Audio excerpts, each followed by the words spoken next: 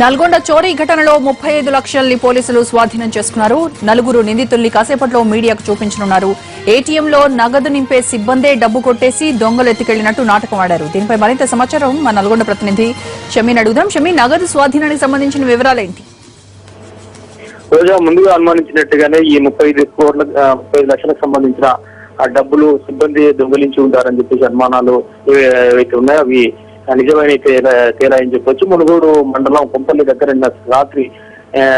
రాత్రి సమయంలో డబ్బులు 35 లక్షల రూపాయలు ఏటీఎంలోకి ఎల్డీ క్యాష్ సంబంధించిన ఏటీఎంలో డబ్బులు పేర్చేందుకు వెళ్తుండగా అక్కడ మరో ఇద్దరు యువకులు కారు బయటపై వచ్చేసి కంటూ కారం చెల్లి 35 లక్షల రూపాయలు అపహరించారు, లాక్కొని వెళ్లారని చెప్పేసి నాగరాజు, శ్రీనివాస్ అనే ఈ ఇండికేట్ సంబంధించిన సిబ్బంది ఫిర్యాదు ఇవ్వడం జరిగింది.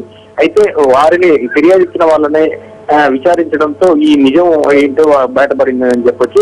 అతను శ్రీనివాస నాగరాజుతో పాటు మరో ఇద్దరిని కూడా పోలీసులు అదుపులోకి తీసుకోవడంతో పాటు 35 లక్షల రూపాయలను కూడా స్వాధీనం చేసుకున్నారు. మొత్తానికి కేవలం గంటల వ్యవధిలోనే ఈ కేసును మిస్టరీని పోలీసులు ఛేదించారని చెప్పొచ్చు. ఈ నలుగురు కలిసి ఈ 35 లక్షల రూపాయలను దొంగిలించాలని చెప్పేసి ఇట్లాంటి పథకం పన్నడం జరిగింది.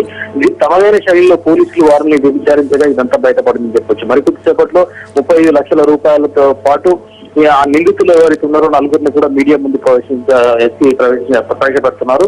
మొత్తానికి కలకలం సృష్టించిన ఈ మునుగోడు కొంపల్లికి సంబంధించిన దారి దోపిడీకి సంబంధించిన హైడ్రామా ఏదైతే నేటితో ముగిసిందని చెప్పొచ్చు.